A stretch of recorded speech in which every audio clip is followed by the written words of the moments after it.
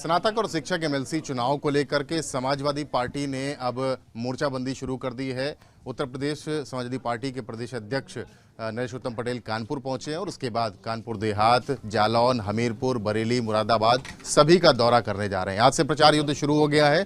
शिक्षक और स्नातक एमएलसी चुनाव में समाजवादी पार्टी बीजेपी के सामने कैसे चुनौती पेश करने जा रही है, इस पर बात कर लेते हैं। चुनौती किस तरह से फेस करेंगे? देखिए, समाजवादी पार्टी सभी वर्गों, सभी धर्मों को लेकर चलती है और शिक्षित बेरोजगारों की समस्याओं को जिस तरीके से समाजवादी पार्टी ने सरकार में आने पर शिक्षित बेरोजगारों को रोजगार दिया, उनके रोजगार का प्रबंधन किया। आज समाजवादी पार्टी के नेता माननीय अखिलेश यादव जी की स्वीकार्यता, ग्राह्यता, लोकप्रियता इसीलिए है कि जो कहते हैं अखिलेश यादव जी या समाजवादी पार्टी के लोग वो करते हैं।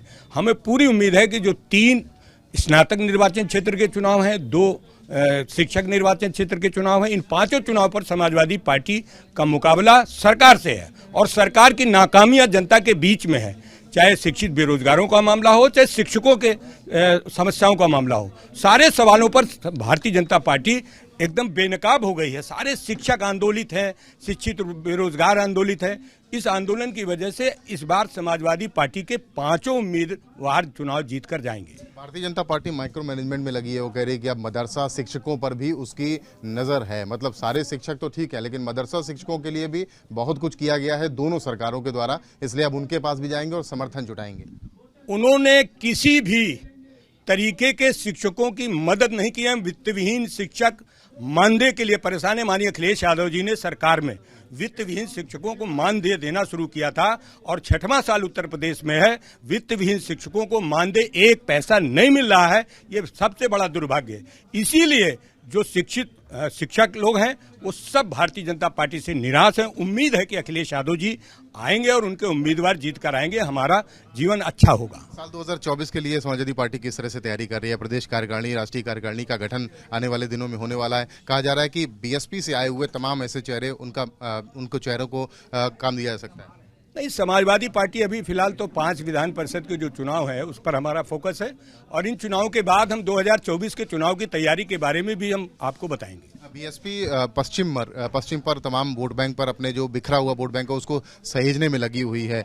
उस पर आप लोग किस तरह से देख रहे हैं? देखिए, समाजवादी पार्टी सभी समाज के लोगों के भलाई के लिए काम करती है और सभी वर्गों को लेकर चलती है, समाज में समस्याओं को हल करती है। इसीलिए समाजवादी पार्टी बामुकाबले समाजवादी पार्टी आगे जा रही है, लगातार आगे जा रही है। आप देख लेंगे उत्तर प्रदेश में माननीय अखिलेश यादव के चेहरे पर 36% वोट अभी 2022 में प्राप्त हुआ था, 36% वोट। और हम लोग ईवीएम के भी विरोध में हैं कि ईवीएम से चुनाव नहीं होना चाहिए। अभी एक रिमोट इलेक्ट्रॉनिक वोटिंग मशीन का इलेक्शन कमीशन ने पैगाम दिया, उसमें अभी माननीय प्रोफेसर साहब हमारी पार्टी के गए। देश के 2 पार्टियों के अलावा पूरे देश के पार्टियों के लोग चाहते हैं ईवीएम से चुनाव न हो, बैलेट पेपर से हो। ये देखिएगा, ग्रेजुएट का जो चुनाव हो रहा है बैलेट पेपर से हो रहा है।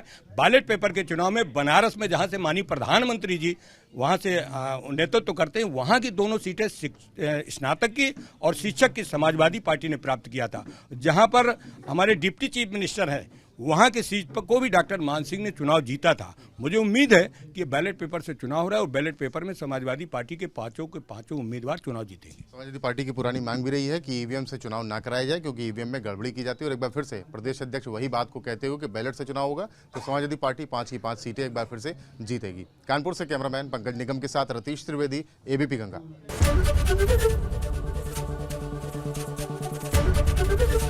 एबीपी गंगा, खबर आपकी, जुबान आपकी।